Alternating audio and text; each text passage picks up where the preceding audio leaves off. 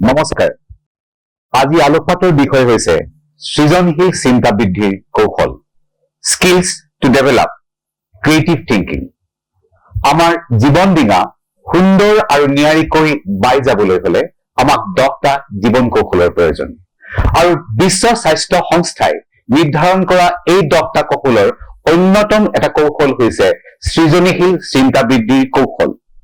জীৱনৰ প্ৰতিটো স্তৰতেই শৈশৱৰ পৰা বৃদ্ধ অৱস্থালৈকে আমি সমস্যা মুক্ত হৈ থকাৰ ক্ষেত্ৰত সৃজনশীল চিন্তাৰ অতি গুৰুত্বপূৰ্ণ ভূমিকা আছে। আমি জানো যে সংগীতজ্ঞসকল, ডিজাইনাৰসকল, লেখকসকল, নৃত্যশিল্পীসকল, চলচ্চিত্ৰ নিৰ্মাতাসকল তেখেতসকল সৃষ্টিশীল ব্যক্তি। অকল তেখেতসকলেই নহয়, প্ৰতিজন ব্যক্তি, তেখেত গৃহিণী বা যিকোনো কৰ্মত নিয়োজিত ব্যক্তিয়েই নহওক কিয়, প্ৰতিজনে মৌলিক আৰু সৃজনশীলভাৱে নিজৰ চিন্তাধাৰা আগুৱাই নিব লাগিব। ছাত্ৰ ছাত্ৰীসকলে বিশেষকৈ কৈশোৰ কালতে এই সৃজনশীলতাৰ কৌশল আয়ত্ত কৰিলে তেওঁলোক মৌলিক চিন্তাৰ অধিকাৰী হৈ নতুন চিন্তাৰ নিজক আৰু সমাজক আগুৱাই নিব পাৰিব। এইখিনিতে প্ৰশ্ন হয়, আমি চিন্তা নকৰো নেকি? কৰো। আমাৰ চিন্তাই আমাক কয় আমাৰ কি আছে, আমাৰ কি নাই, আমাৰ কি হৈ আছে, আমাৰ জীৱনৰ ভাবুকিবোৰ কি, আমাৰ জীৱনৰ বাবে গুৰুত্বপূৰ্ণ কোনবোৰ বিষয়, আমাৰ জীৱনত কোনবোৰ গুৰুত্বপূৰ্ণ বিষয় নহয়, আমাৰ কোনসকল বন্ধু, কোনসকল আমাৰ শত্ৰু, আমি কোন, বা আমাক কোনে ভাল পায় বা আমাক কোনে বেয়া পায়। দৰাচলতে আমি জনা, আমি বিশ্বাস কৰা, আমি ভয় কৰা, আমি আশা কৰা প্ৰতিটো কথাই, সকলো কথাই আমাক আমাৰ চিন্তাই কয়, আমাক আমাৰ চিন্তাই জনায়। কিন্তু আমাৰ চিন্তাবোৰ এখন আৰাম ক্ষেত্ৰত বিচৰণ কৰি ফুৰে। যিহেতুকে আমাৰ চিন্তাবোৰ প্ৰায়ে এখন আৰাম ক্ষেত্ৰত বিচৰণ কৰি ফুৰে, সেয়েহে প্ৰায়ে আমাৰ চিন্তাবোৰ সীমিত, সীমাবদ্ধ আৰু বিক্ষিপ্ত। সেয়েহে আমাৰ চিন্তাবোৰ প্ৰায়েই সৃষ্টিশীল নহয়। এইখিনিতে উল্লেখ কৰিব বিচাৰিছো যে আমাৰ সৃষ্টিশীল চিন্তাবোৰত কিছুমান বাধা থাকে। এটা মাত্ৰ বাধাৰ কথা উল্লেখ কৰিব বিচাৰিছো যে আজি মোবাইল নামৰ এই যন্ত্ৰটোৱে ছাত্ৰ ছাত্ৰীসকলক বিশেষকৈ সৃষ্টিশীল চিন্তাৰ পৰা বহুত দূৰত লৈ গৈছে। সৰুতে আমাক টোপনি নিয়াবলৈ আমাৰ মায়ে নিচুকনি গীত গাইছিল। হিয়ালিয়ে নাহিবি ৰাতি, তোৰে কাণ কাটি লগামে বাটি। আনকি আমাক ভাত খুৱাবলৈ আমাৰ মায়ে কৈছিল, এইটো হাঁহৰ কণী, এইটো কুকুৰাৰ কণী, এইটো পাৰৰ কণী, এইটো শালিকাৰ কণী। সৃষ্টিশীল চিন্তা তাতেই উৎপন্ন হৈছিল। আমি বৰ চিন্তা কৰিবলৈ শিকিছিলো যে চৰায়ে কণী পাৰি বংশ বৃদ্ধি কৰে। কিন্তু আজিৰ সমাজত আমি দেখিবলৈ পাইছো একমাত্ৰ মোবাইলৰ সেই ভিডিঅ' বিলাকে, সেই সকলোবোৰ নিচুকনি গীত, সেই সকলোবোৰ চিন্তাশীল চৰ্চাৰে আমাক নিচুকোৱা সকলোবোৰ বস্তু যেন আঁতৰি গল। এইবোৰ কিন্তু সৃষ্টিশীল চিন্তাৰ একোটা বাধা। বিষয়বস্তুৰ গভীৰতালৈ যোৱাৰ আগতে বা সৃষ্টিশীল চিন্তাৰ কৌশলসমূহ আমি আলোকপাত কৰাৰ আগতে এটা মাত্ৰ উদাহৰণেৰে স্থূল চিন্তা আৰু সৃষ্টিশীল চিন্তাৰ পাৰ্থক্যটো আমি জনাব বিচাৰিছো। উদাহৰণটো হৈছে কুকুৰৰ, পোহনীয়া কুকুৰৰ, আৰু চিন্তাটো হৈছে এটা কুকুৰ কিনিব লাগে। স্থূলভাৱে চিন্তা কৰিলে আপোনাৰ বা মোৰ বিশ্বাসবোৰে আমাক কুকুৰ কিনাৰ কাৰণবোৰ দিব। যেনে প্ৰথমতে ধৰক, আমাৰ আগতো এটা কুকুৰ আছিল আৰু মই কুকুৰ ভাল পাওঁ, কুকুৰ মোৰ প্ৰিয় বন্ধু। দ্বিতীয় এটা কাৰণ আপোনাৰ বিশ্বাসে দিব যে কুকুৰবোৰ প্ৰভুভক্ত আৰু ই আমাৰ ঘৰবোৰ চোৰৰ পৰা বচাই ৰাখে, চোৰক দূৰত ৰখাত সহায় কৰে। তৃতীয়তে, কুকুৰটো প্ৰতি সন্ধিয়া বা প্ৰতিটো ৰাতিপুৱা মই ফুৰাবলৈ লৈ যাওঁ আৰু কুকুৰটো ফুৰাব নিওঁতে মোকো ই ফিট হৈ থকাত সহায় কৰে, মোৰ কলেষ্ট্ৰল লেভেল, মোৰ মধুমেহ ৰোগ নিৰাময় কৰাত সহায় কৰে। লগতে কুকুৰটো ফুৰাব নিওঁতে মই বহুত মানুহক লগ পাই কথা পাতিবও পাৰো। কুকুৰটো কিনাৰ ক্ষেত্ৰত অকল যদি আপোনাৰ বিশ্বাসে দিয়া কাৰণবোৰৰ ওপৰত নিৰ্ভৰ কৰে, তেতিয়া আপোনাৰ চিন্তাবোৰক আমি কব পাৰো স্থূল চিন্তা বুলি বা পক্ষপাতিতাৰ দোষেৰে যুক্ত চিন্তা বুলি আমি অনুমান কৰিব পাৰো। সৃষ্টিশীল চিন্তাৰে যুক্ত হবলৈ কুকুৰটো কিনাৰ এই প্ৰশ্নৰ লগত আপুনি বা মই বিশ্বাসে আগবঢ়োৱা কাৰণবোৰৰ ওপৰত প্ৰশ্ন কৰিব লাগিব। অৰ্থাৎ সৃষ্টিশীল চিন্তা কৰিব যাওঁতে আমি কাৰণৰ লগত কিন্তু যোগ দিব লাগিব। যেনে কিন্তু কিছুমান কুকুৰ যথেষ্ট দুষ্ট, গতিকে আমি চিন্তা কৰিব লাগিব যে কোনবোৰ কুকুৰ দুষ্ট নহয়, কোনটো প্ৰজাতি ভাল। পৰ্যাপ্ত প্ৰশিক্ষণ অবিহনে কিছুমান কুকুৰ প্ৰভুভক্ত নহবও পাৰে বা মালিকৰ কথা নামানিবও পাৰে। গতিকে সেই ক্ষেত্ৰতো আমি কব লাগিব যে কুকুৰটোক প্ৰশিক্ষণ দিব মই পাৰিম নে নাই। তৃতীয়তে, কুকুৰটোৱে কেতিয়াবা মানুহক আক্ৰমণ কৰিব পাৰে। আপুনি বিচাৰ কৰি চাব লাগিব কিন্তুৰে যে কুকুৰ পোহা মানুহবোৰৰ পৰিয়ালৰ সদস্যক কেতিয়াবা পোহনীয়া কুকুৰটোৱে কামুৰিছে নেকি, আৰু যদি কামুৰিছে কিয় কামুৰিছে। আকৌ কুকুৰটোৱে কিন্তু হিচাপে আপুনি কব লাগিব, আকৌ কুকুৰটোৱে ৰাতি চুবুৰীয়া মানুহৰ টোপনি ক্ষতি কৰে নেকি, সি ভৌ ভৌ কৰি থাকে নেকি গোটেই ৰাতি।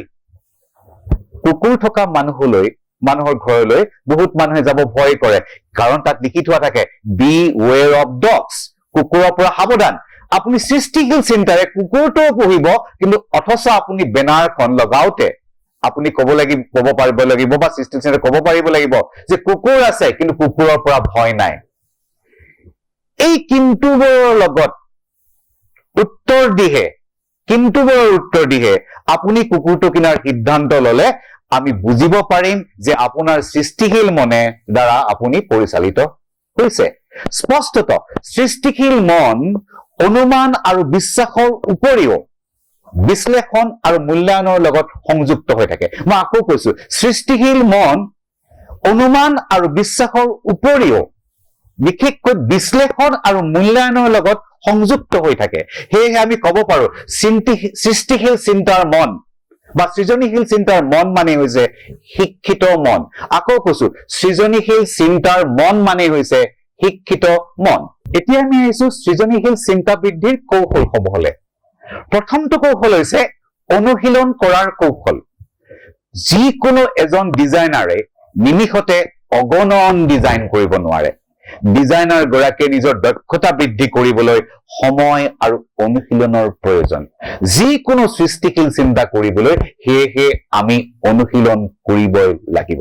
দ্বিতীয় কৌশলটো হৈছে গুণগত মান আৱিষ্কাৰ কৰাৰ কৌশল।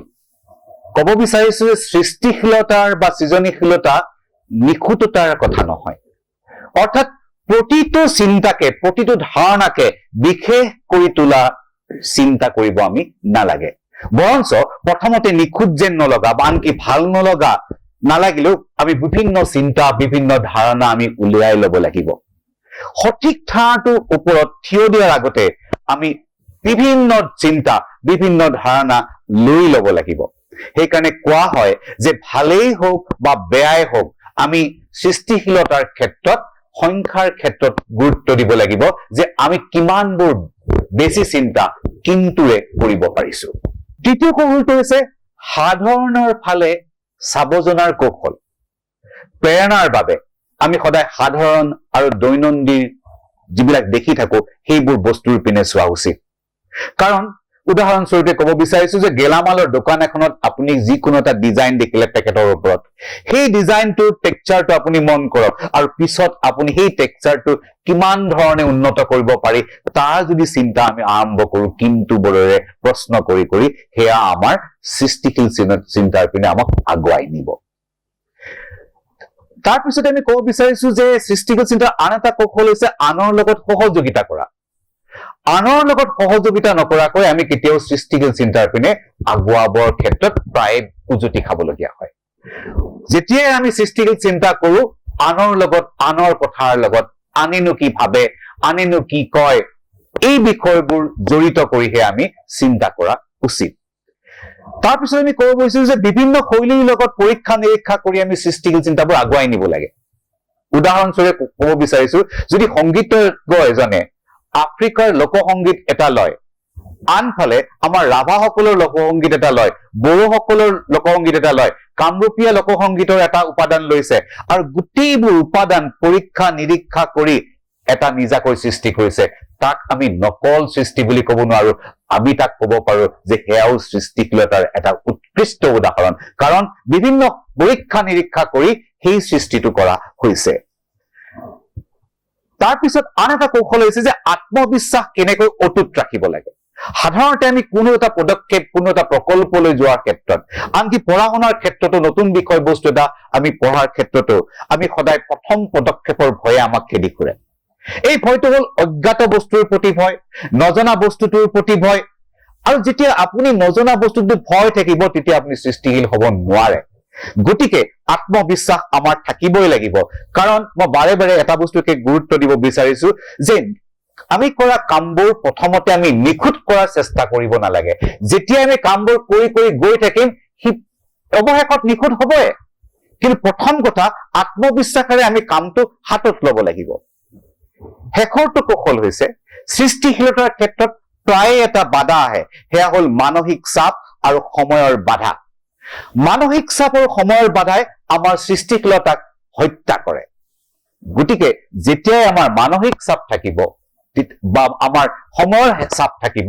সময়ৰ বাধা থাকিব তেতিয়া আমি বিৰতি লোৱাটোৱে উত্তম এতিয়া প্ৰশ্ন হ'ল ছাত্ৰ ছাত্ৰীসকলে পঢ়াৰ ক্ষেত্ৰতে বিভিন্ন ধৰণৰ প্ৰশ্ন কৰি কৰি সৃষ্টিশীল চিন্তাবোৰ আগবঢ়াই নিব লাগে আমি যিকোনো কামতে সৃষ্টি আগবঢ়াই নিব লাগে কিন্তু যদি মানসিক চাপ থাকে সেই চাপৰ পৰা আমি মুক্ত হৈ সৃষ্টিশীল চিন্তাৰ পিনে আগুৱাব পাৰিম কেনেকৈ আগুৱাম কেইটামান কৌশলৰ কথা ক'ব লৈছো যদি আমি সৃষ্টিশীল চিন্তা কৰাৰ ক্ষেত্ৰত আমি ভাবো যে আমাৰ চিন্তাবোৰ বন্ধ হৈ গৈছে ব্লক হৈ গৈছে তেতিয়া আমি অলপ সময় বাহিৰলৈ ওলাই আহিব লাগে আৰু বাহিৰলৈ ওলাই আহি অলপ সময় খোজকাঢ়ি বাহিৰত আমি আকৌ যদি ভিতৰত প্ৰৱেশ কৰো আমাৰ মনটো খোলা হৈ পৰে সৃষ্টিশীল চিন্তাৰ বাবে দ্বিতীয়তে আমাৰ সৃষ্টিশীল চিন্তা যেতিয়াই বন্ধ হোৱা যেন অনুভৱ কৰো বা আমাৰ মূৰটোৱে কাম নকৰা যেন অনুভৱ কৰো আমি চিন্তা কৰিব নোৱাৰা যেন অনুভৱ কৰো তেতিয়া বা আনকি ছাত্ৰ পঢ়াৰ সময়তো যেতিয়া ভাবে যে বিষয়টো মই ভালদৰে পঢ়িব চেষ্টা কৰি বুজি পোৱা নাই তেতিয়া অকণমান সময় বিৰতি লৈ কিবা অকণমান খাব লাগে এই খাবটো যদি আপুনি মধুমেহৰ ৰোগত ভুগি থকা নাই এটা চকলেটেই খাওক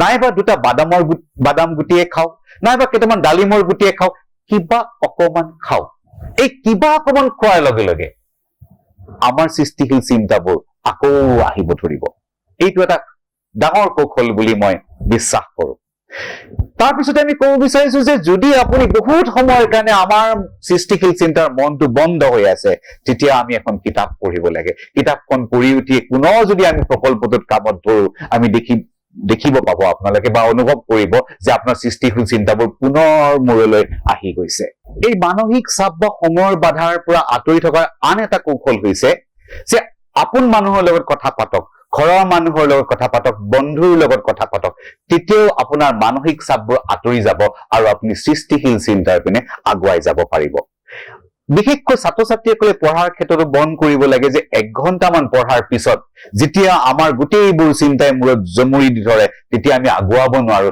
তেতিয়া খন্তেক বিৰাম ল'ব লাগে দৰকাৰ হলে আমি খন্তেকীয়া টোপনিও যাব পাৰো তাৰপিছত এই খন্তেকীয়া টোপনি আকৌ যেতিয়া আমি পঢ়িবলৈ ল'ম বা প্ৰকল্পটো হাতত ল'ম দেখিম যে আমাৰ সৃষ্টিশীল চিন্তাবোৰ পুনৰ আমাৰ মগজুত থিতাপি লৈছে শেষত মই ছাত্ৰ ছাত্ৰীসকলৰ সৃজনীশীল চিন্তা বৃদ্ধিৰ কাৰণে দুটামান কথা ক'ব বিচাৰিছো প্ৰথমটো হৈছে যেতিয়া আমি একেজন বন্ধুৰ লগতে সদায় বহিম একেখন বেঞ্চতে সদায় বহিম আমাৰ সৃজনীশীলতাৰ ক্ষেত্ৰত সৃষ্টিশীল চিন্তাৰ ক্ষেত্ৰত বাধা আহি পৰে সেয়েহে আমি সময়ে সময়ে বিভিন্ন ব্যক্তিৰ লগত কথা পাতিব লাগে ছাত্ৰ ছাত্ৰীসকলেও এই কথা মনোযোগ দিব লাগে যে সদায় বহা বন্ধুজনৰ সলনি কেতিয়াবা আন এজন বন্ধুৰ লগত বহো নেকি একেখন বেঞ্চত বহাৰ সলনি আন এখন বেঞ্চত বহো নেকি ছাত্ৰ ছাত্ৰীসকলক ক'ব বিচাৰিছো যে সৃষ্টিশীল চিন্তাৰ ধাৰাবোৰ উত্তৰৰ দ্বাৰা পৰিচালিত নহয় আকৌ কৈছো সৃষ্টিশীল চিন্তাৰ চৰ্চাবোৰ বা ধাৰাবোৰ উত্তৰৰ দ্বাৰা পৰিচালিত নহয় সৃষ্টিশীল চিন্তাৰ বোৰ পৰিচালিত হয় প্ৰশ্নৰ দ্বাৰা প্ৰশ্নৰ উপৰি প্ৰশ্ন দ্বাৰা পৰিচালিত হয় কিন্তুৰ দ্বাৰা পৰিচালিত হয় গতিকে আমি অনবৰতে প্ৰশ্ন কৰিব লাগে বিশেষকৈ 6টা কৰ প্ৰশ্ন প্ৰথমটো ক হৈছে কিয় দ্বিতীয়টো ক হৈছে কি তৃতীয়টো ক হৈছে ক'ত চতুৰ্থটো ক হৈছে কোন পঞ্চমটো হৈছে কেতিয়া আৰু ষষ্ঠটো হৈছে কেনেকৈ এই যে 6টা কযুক্ত প্ৰশ্ন কিয় কি ক'ত কোন কেতিয়া আৰু কেনেকৈ এই প্ৰশ্নসমূহৰ যেতিয়া আমি কৰিবলৈ ধৰিম আমাৰ সৃষ্টিশীল চিন্তাবোৰ উদ্ভাসিত হ'ব আমাৰ মৌলিক চিন্তাবোৰ তেতিয়া গঠন হ'ব অলপ বেলেগ ধৰণে চিন্তা কৰিবলৈ শিকিলে আমাৰ জীৱন ধিঙা সহজভাৱে আমি বাই নিব পাৰিম সকলোলৈ শুভেচ্ছা জনাই আজিৰ আলোকপাত ইয়াতে সামৰিছো নমস্কাৰ ৰাইজৰ কণ্ঠ